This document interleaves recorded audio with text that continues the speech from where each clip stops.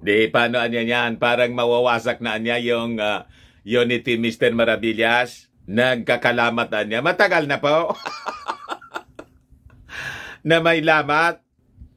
Simula pa, mga kababayan, nang magsabi si Inday ng tambalos-los. Pero hindi po si Martin yung dahilan. Si Martin po, nagre-react lang po siya. At tama naman yung reaksyon, mga kababayan, ni Martin. Kasi may attempt sa kanya yung best friend ni Inday na si The Little Girl. Na member po ng bandang The Platters.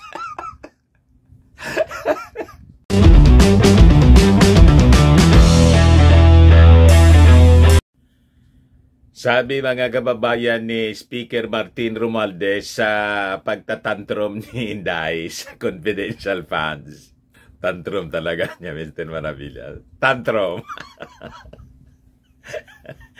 Galit na galit kasi si Inday, mga kababayan. Kalabanan niya ng gobyerno, yung mga kontra sa confidential funds. Sabi po ni Martin, nag-react po siya. Sabi mo, Anya, you can live without it. Ayan po, mga kababayan. Lalo nitong manggigigil si Inday kay tambalos-los. Sabi mo, Anya, kasi, you can live without it. Ayan, tinanggal namin. Tapos galit na galit si Inday, mga kababayan. Aros hindi na siguro makatulog ngayon. But before ko, mga kababayan, ay bigay sa inyo yung complete story, yung full story, click subscribe muna dito sa ating YouTube channel. And click the notification bell para lagi po kayong updated sa mga masasayang balita sa politika. Masaya lang po tayo. Walang piko na, Inday. Huwag magtantrum.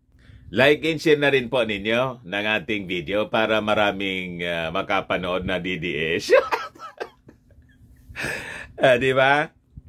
At huwag na rin po ninyo, mga kababayan, na skip yung ating mga commercial ads para tuloy-tuloy ang pag-unlad ng bagong Pilipinas, the land of fear. So ito yung reaksyon, mga kababayan, ni Martin Romualdez sa pagtatantrum ni Inday. Nakalabanan niya ng gobyerno yung mga critics, yung kontra sa confidential funds. Sabi mo, Anya, you can live without it. At hayaan mo, Anya, yung Congress na mag-decide. At kung saan nga, Anya, mabuting ilagay yung confidential funds. Ngayon, nang patula ng Kongreso, dinesisyon na tanggalin, galit si Inday. Tinawag na mga kalaban ng gobyerno yung ayaw daw po sa confidential funds. Yung critics ng confidential fund. Kalaban niya ng bayan. Ayan ang sabi ni Inday doon sa sa Butuan City. So yung tropa ni Martin, yung mga kaalyado ni Martin Romualdez, mga kababayan, yung Committee on Appropriations na siyang nag-decide para tanggalin yung confidential funds ni Inday at ibigay doon sa mga security agencies. Naging kalaban na ngayon, ang branding ni Inday, kalaban ng bayan. Baliktad po. Yung pondo po gagamitin para maipaglaban yung ating bayan sa mandolopig ng mga Chinese. Di ba? Mabost yung intelligence, mga kababayan, capabilities ng ating Philippine Coast Guard, ng National Defense, ng National Security Council. Yun ang naging desisyon ng Kongreso. Nasabi ni Inday noon, mga kababayan, bahala niya kayo. Yun pala, Habang sinasabi yun ni Inday, masama yung loob niya. Iba naman pala yung iniisip ni Inday, na bahala naman kayo, bahala lang kayo, or bahala na kayo pala. Ang ibig niya palang sabihin, bahala kayo sa buhay niyo. Galit ako pag tinanggal ninyo ang aking confidential fund. Yun pala, mga kababayan. Ang hilig kasi ninyo sa double talk, hindi kayo makaprangka. Ayan tuloy. So, lumabas yung totoong saloobin ninyo. Di ba? Ito mga kababayan, yung balita ngayon sa Politico News. Speaker Martin Romualdez on Thursday borrowed the words of Vice President Sara Duterte in answering questions regarding the reported plan to remove the confidential funds of the Office of the Vice President at ng DepEd. So sabi mga kababayan ni Martin, so the confidential funds topic all came up there were a lot of discussions in debate in the House and in fact, even in the Senate. So borrowing anya the words of the Vice President that even she says that she could live without it and she would leave it to the sound discretion anya of the Congress for its proper disposition under the circumstances.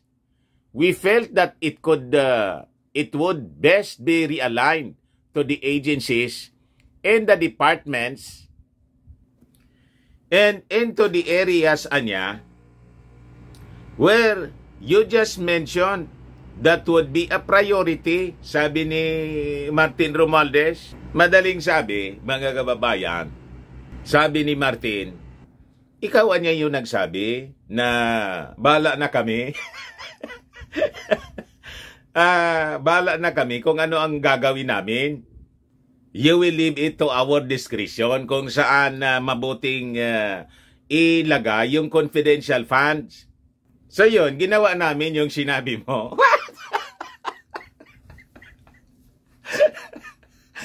Pero ngayon, mga kababayan, galit si Inday, nagtantrum, nilabel yung mga critics ng confidential funds.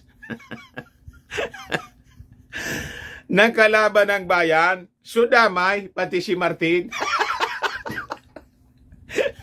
Buong Congress na. Kasi hindi man lang yung, kung ang iniisip natin mga kababayan, yung Makabayan Black, na dati man yun nakalaban ng bayan. Hindi man yun yung nagdesisyon mga kababayan, nagkataon lang aligned, umaligned yung kaisipan ng majority ng Congress. Dati niya ito mga kaalyado, sina Kimbo. Pati si Congresswoman Garin.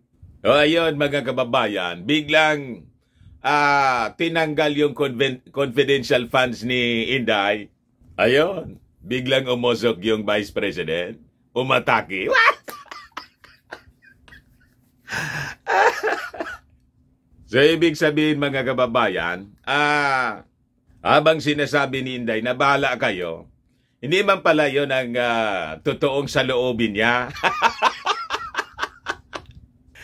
Double talk pala sa mga kababayan si Inday tulad ng kanyang tatay na si Mau Diggs. Iba yung sinasabi sa ginagawa. Iba yung sinasabi sa totoong nasa kalooban niya.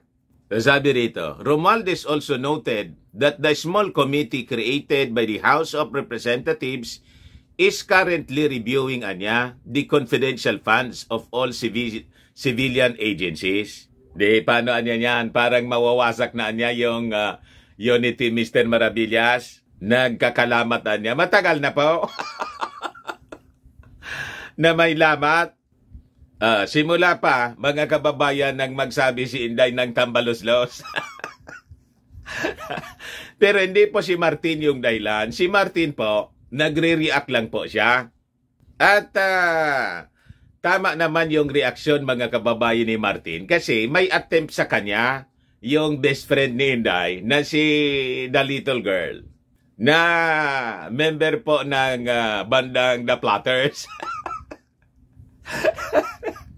Sumingaw yung attempt na gustong ikudita yung Congress, yung House Speaker, yung Speaker of the House, yung speakership pala. Doon pa lang po nagkalamat na. So wala po tayo na kinalaman doon sa lamat. Tayo mga observers lang, nagkikwento lang po tayo. Yung kasing mga yung ibang mga tao dyan, ina-accuse tayo na dinidivide natin yung unity team. Sino man po ako? Di ba? Kung magkalamat yan at mabuwag, mga kababayan, ang may gawain yan, sila. Wala man akong ginalaman dyan po, o gas kamay ako. Poncio Pilato. Di ba? Sila yung may kagagawan yan. Kasi, ang rason yan mga kababayan kasi, napakaaga pa. Nandun na sila sa politika. Political ambition kasi po ang rason. Ano niya Mr. Maravillas ang analysis mo, bakit nagtatantrum, galit na galit si Inday? Madidiskaril kasi po yung mga plano niya sa 2028. Dito po manggagaling sa confidential. Yung planong confidential po na nalantad na. Yung 2028 na plano. Paano na pag walang confidential?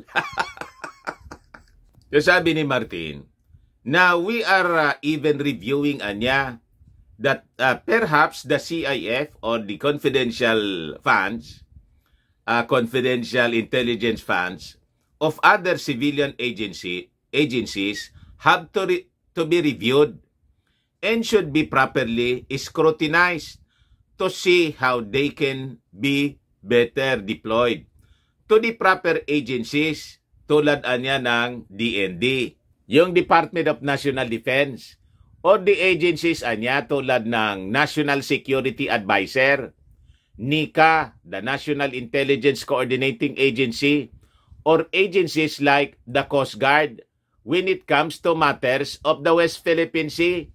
Paliwanag mga kababayan ng susunod na Pangulo. Ikaw niya Mr. Maravillas ng siging gatong kasi. Ibig bang sabihin, kaya ko silang gatungan? Hindi, may sarili silang pag-isip. Mga matatalino yan. Wala tayong power na manggatong po. Di ba? Sa atin po, mga analysis lang natin ito. Kasi si Martin Romualdez talaga po, material na, agod material na mag-succeed sa ating Pangulong. Ang pangalan, Ferdinand. Ferdinand Martin Romualdez at pinagkakatiwalaan mga kababayan ng ating Pangulong Bongbong Marcos. Siya po ang the best kasangga ng ating Pangulo sa kanyang trabaho ngayon. So, tama yung mga analysis natin, yung mga pa-biso-biso after the tambalos-ulos issue at paangkla-angkla ni Inday. Kay Martin, mga kababayan, politika lang yon. Para ma-approve yung confidential funds. Ngayon, tinanggal po, di mag-aluan niya ngayon ang balat sa tinalupan.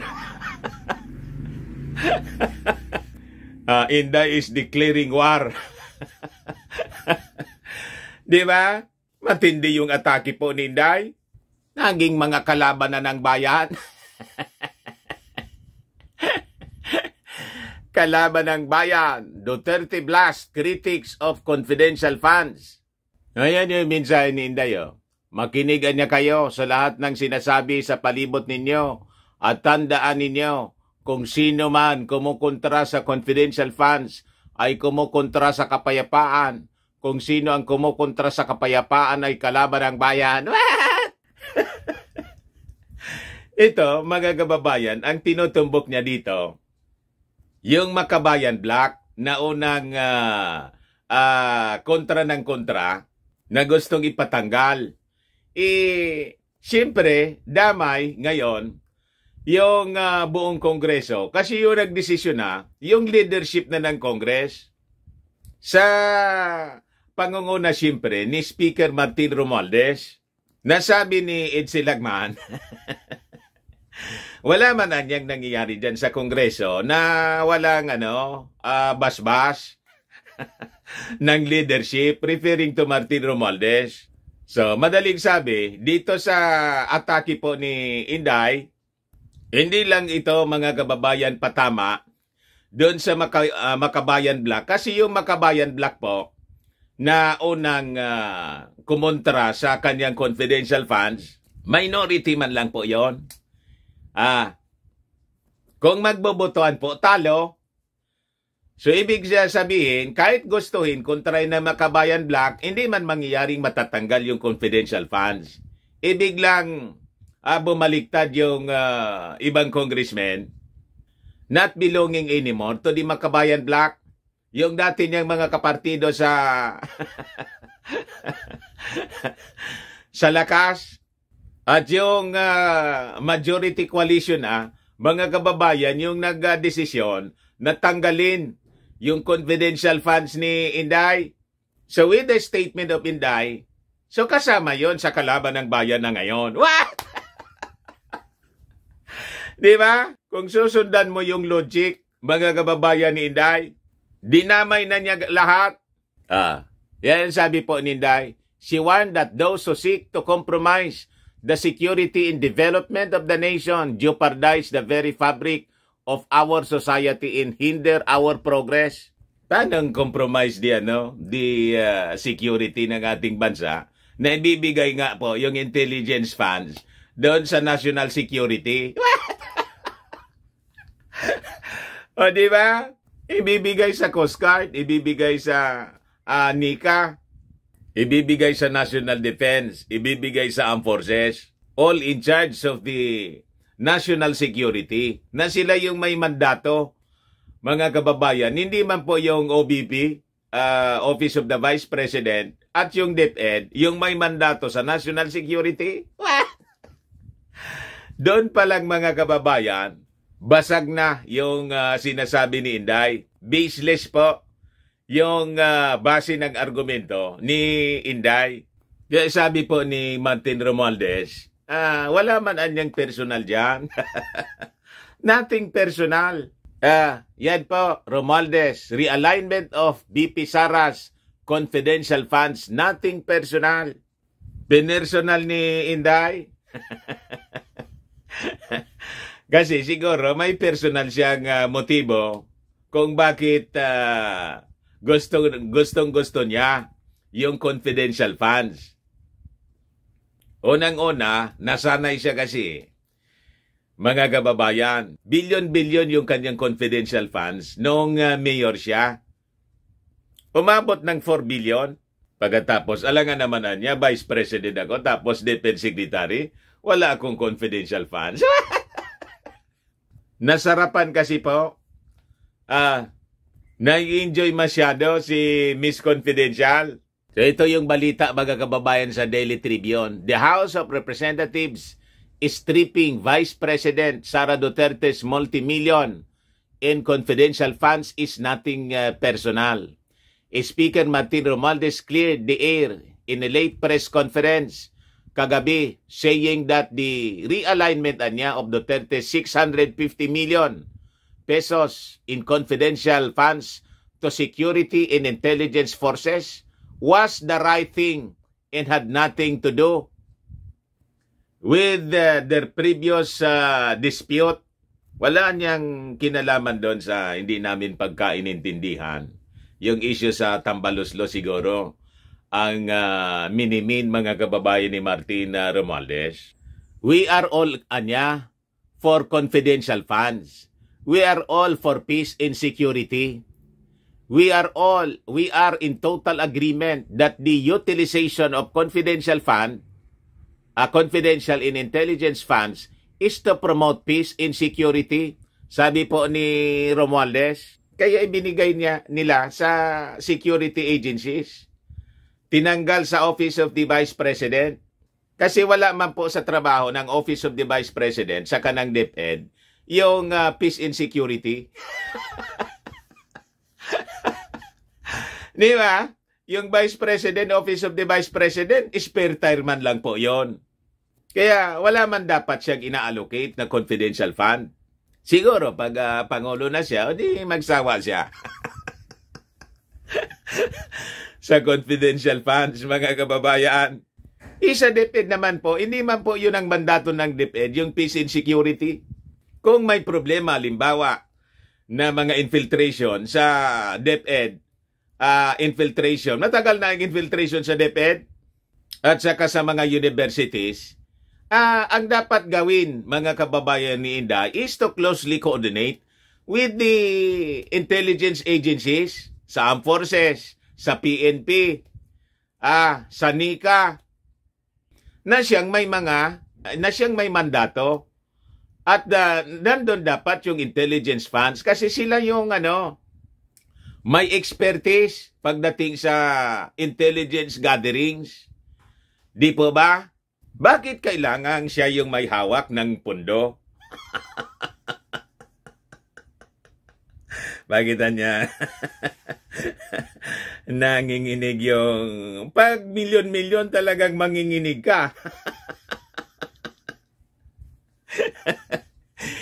Bakit kailangan at her disposal yung pundo? Anong ibig sabihin yan? Di ba pwede, Inday, na you just coordinate with the Armed Forces? Vice President ka naman, may impluensya with NICA, with the PNP, imi-meeting mo siya. O, ganito. Usap tayo. Ini-infiltrate matagal ng panahon eh. Ini-infiltrate yung DepEd. Ini-infiltrate yung mga universities natin, mga eskwelahan, ng mga kalaban ng gobyerno. Kailangan tulungan ninyo kami rito. Deploy kayo ng mga tao sa mga universities. Tiktikan ninyo kung sino dito yung mga leaders ng na mga anti-government forces para malabanan natin malabanan natin yung infiltration nila. Ganun lang naman po. Hindi kailangan na hawak mo yung intelligence funds. Di ba, Inday? Pero gustong-gusto mo yung confidential funds. May may mali siya. Hindi maalis sa isipan ng mga tao na siyempre may ambisyon si Inday. Ngayon pa lang aktibo na yung kanyang mga aso. Yung kanyang mga galamay. Malamang yung deployment din Inday ng kanyang mga galamay para i-strengthen ang kanyang political mass base galing sa intelligence funds. Ayun. Tinanggal, mga kababayan. Kasi siyempre, hindi man yun dapat ang pinagagamitan po ng anumang pundo galing sa taxes ng mga Filipino. Yun possibly yung iniisip. Hindi ko sinasabing yun ang ginagawa na ngayon. Ogas kamay naman ako. Ogas kamay. Hindi ko sinasabing yun ang gawain ni Inday, ha? Ang sabi ko, malamang yun ang iniisip ng mga tao. Malamang niya, Mr. Maravillas, yun din niya iniisip ng mga members ng Congress. Hindi malayo po. Sabi ni Martin dito, we are in total agreement that the utilization of confidential and intelligence funds is to promote peace and security. That is why, anya, we are in Pag-asa Island today, looking for ways to make sure the peace and security of the country as a whole is protected. Kaya anya, nandito kami sa Pag-asa Island. Yan po ang sabi ni Martin. So sabi niya, taking note of Duterte's previous statement that she left her secret funds to the sound discretion of Congress, Romualdez said, they felt that it best to realign to agencies and departments into the areas such as Pag-asa Island that need priority. I-develop po yung Pag-asa Island. So kailangan po ng malaking pondo para talaga yung ating sovereignty ay mai-assert natin. At siyempre, dapat i-improve natin, i-expand natin yung base natin doon sa Pag-asa Island. So, kailangan natin ng pondo. Di ba niya yun ang gusto mo?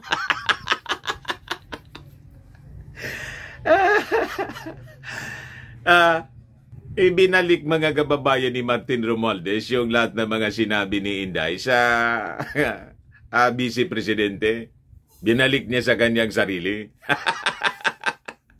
So sabi rito, the House Chief remark came at the heels of Duterte's statement that critics of confidential funds allocated for peace and order are naturally assumed to have insidious motivations. At hindi yung mga maanghang. Yung mga pananalita ni Inday, spitting fire. The BP even branded the critics as enemies of the nation. What? Who are against peace? Baligtad po. Kaya nga tinanggal sa'yo para magamit ang pondo for the protection ng ating territory and ensure peace dito sa ating bansa. So sabi dyan mga kababayan, Duterte sought 2.395 billion and 758.6 billion for OBP and DepEd in the proposed 2024 budget, including 500 million and 150 million in confidential funds, respectively. So 650 million combined mga kababayan, yung confidential funds na gustong hingin ni Inday. The House leadership, however, revoked Duterte's 650 million confidential funds following a consensus by the chamber's party leaders to realign it to agencies involved in security and intelligence such as Philippine Coast Guard, National Intelligence Coordinating Agency or NICA, National Security Council, and the Bureau of Fisheries and Aquatic Resources amid China's persistent assertiveness in the West Philippine Sea. So yun man dapat talaga yung tamang agencies na dapat bigyan ng confidential funds. Kasi sila yung mga may mandato sa security and peace. Hindi ba po yung Office of the Vice President at DepEd? Doon pa lang sa paghingi niya, mali na. Di po ba, mga kababayan ko? The augmentation of the funds of the security forces was to safeguard Philippine territorial waters and guarantee Filipino fishermen's rights in access to their traditional fishing grounds, sabi po ng House. Yung Philippine Coast Guard po, yung resupply mission, tinangka na naman po na i-block. Mabutit matagumpay yung resupply mission. Just that 2 days ago, tinangka na naman ng mga barkada ni Inday na mga Chinese na i-block po. Ayan po, mga kababayan. At kailangang ipaayos natin itong nabubulok na po na BRP Sierra Madre. Di ba? Pero matagumpay po yung mga members of a resupply mission approach the BRP Sierra Madre at Ayungin Shoal. tinangka nila uli na harangin pero matagumpay yung ating Philippine Coast Guard sa pagdala ng mga supplies, pagkain ng ating mga sundalo doon. So kailangan talaga po yung pondo ng ating Coast Guard. So sabi po ng Congress, the augmentation anya of the funds of security forces was to safeguard Philippine territorial waters and guarantee Filipino fishermen's rights in access to the traditional fishing grounds. So yon ang dapat na priority natin. We would like to make sure that the confidential and intelligence funds are most properly utilized by agencies and departments that are best suited, particularly in these aspects of the deploying proper sources and personnel for promotion of peace and security, sabi po ni Martin Romualdez. In the same vein, sabi po ni Congresswoman Estela Quimbo, the realignment anya of Duterte secret funds was not a personal attack in that they merely applied the general principles as uniform as possible. Ginawang personal po ni Inday. Kasi may personal siya pa kasing motibo siguro. Sa paggamit ng confidential funds. Kaya ginagawa niyang personal. Kasi kung talagang totoo siya para sa paglilingkod sa ating bayan, dapat pa nga matuwa siya. Siya yung dapat nag-initiate. Sasabihin niya, mga kababayan ko, my friends in the House of Representatives, wag na ninyo akong intindihin. Hindi ko man yan, I can live without it.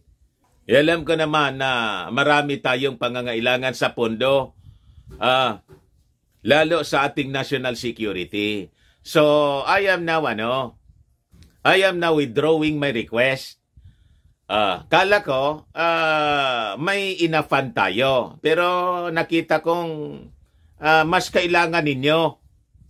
So I am now withdrawing my request for 650 million confidential funds. Ibigay ko na lang yan dyan sa Coast Guard. Kasi 10 million lang yung Coast Guard. Ibigay ko na lang yan dyan sa NICA. Ibigay ko sa BIFAR. Ibigay ko na lang yan dyan sa... ibigay na lang yan ninyo palata kasi request niya. Wala pa man sa kanya. Ibigay na lang ninyo yan dyan sa... DND kasi yung DND 400 million plus lang, mas malaki pa yung akin. Dapat ganon, matutuwa yung mga mamamayang Pilipino. Pero pag ganito, nilulubog mo yung nilulubog mo lalo yung sarili mo. BP Inday, tama po yung analysis ni Lito Banayo. Ill-advise niya si Inday. Mamaya, ibigay ko sa inyo yung kwento. So sabi rito, according to Kimbo, the Department of Budget and Management which prepared the 2024 National Expenditure Program had allocated the CIF to various agencies which the small committee is currently correcting. We are looking at which of the civilian agencies yung nangailangan niya ng CIF so that they can perform their mandates. And at the same time, we are cutting down or removing the agencies that we think do not really need CIF to perform their mandates.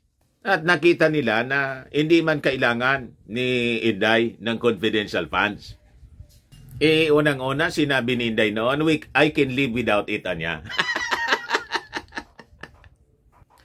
And at the same time, sabi ni Kimbo, we will add those who have been cut off from the agencies that we believe are lacking in performing very important mandates such as protecting the West Philippine Sea. O kaya, ibibigay ito mga kababayan sa mga national security agencies natin. Ito sabi mga kababayan ni veteran PR man, Lito Banayo, ill-advised, Sara Duterte squandered chance to win debate on confidential funds. Sabi dyan mga kababayan, Vice President Sara Duterte might have controlled the narrative on confidential and intelligence funds had she announced before the House of Representatives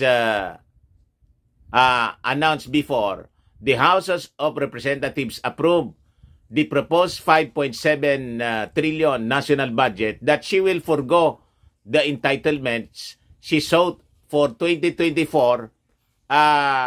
Sabi po ni veteran public relations strategist Lito Banayo. Parehas yung sinasabi namin ni Lito Banayo. Na kung noon pa mga kababayan, siya na mismo yung nagsabi na hindi ko na yan kailangan. I can live without it. Talagang pinanindigan dapat niya yon. Di ba? So babango pa siya lalo. Di ba? Ngayon, baliktad yung nangyari kasi baliktad pala yung nasa isip niya. So, sabi ni Lito Banayo, Duterte lost a key opportunity to overturn the tide of criticism against her regarding her spending of confidential funds by simply saying at the Senate Finance Panel hearing last September that Congress has the final say on a request for confidential funds. A killer statement from her could have quelled the howling storm before it reached calamity proportions, sabi ni Banayo. Imagine if Inday, Sara used that moment to say that she was foregoing those entitlements proposed in the President's budget with emphasis on the President's budget and instead asked the legislators to add the same as additional ayuda to palay farmers or subsidies to hinterland schools serving the children of indigenous people tribes where the NPNDF operate. Sabi po ni Lito, tama si Lito po. Banayo also took a swipe at Duterte's advisor saying they could have crafted a better response to criticism against the Vice President had they conducted complete stop work on the issue on confidential funds. Il-advise niya, ilalong lumala po nang sabihin niya, kalaban na niya kayo ng bayan. What? Lalong inilubog ni Inday yung sarili niya.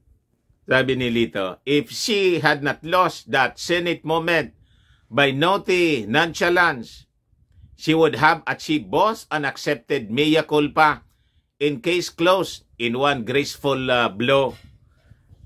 Yun sana yung ginawa. Wala hindi nag-iisip.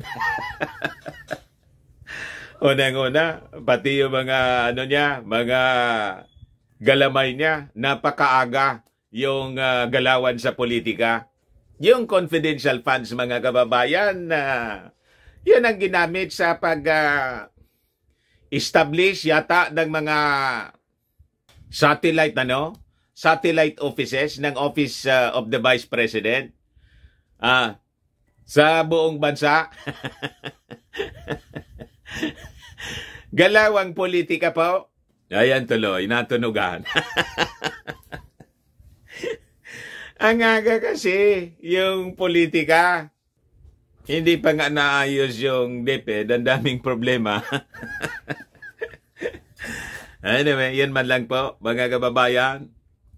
Baka lang gusto ninyo itong itry. Firmax Firming and Lifting Cream, pinapahid po sa mga pulses in affected area. Mainam po sa paninigas ng mga kaso-kasoan. Ito naman po, Automax Radiant Serum. Sa mukha naman yung application. Anti-aging po siya. You will look 10 years younger than your age. Sa mga cancer patients naman po, baka lang gusto ninyo itong itry. Neng siya Red Mix Fruit Drink. Di man po siya gamot, food supplement siya. Kaya lang, gawa siya mga kababayan sa goji berry. Yung goji berry may anti-cancer properties. Ayos, yung mga inquiries ninyo po, dumiretso na lang kayo sa aming messenger sa Facebook para masagot namin agad. Ako po si Dante Maravillas. Bye-bye po. God bless.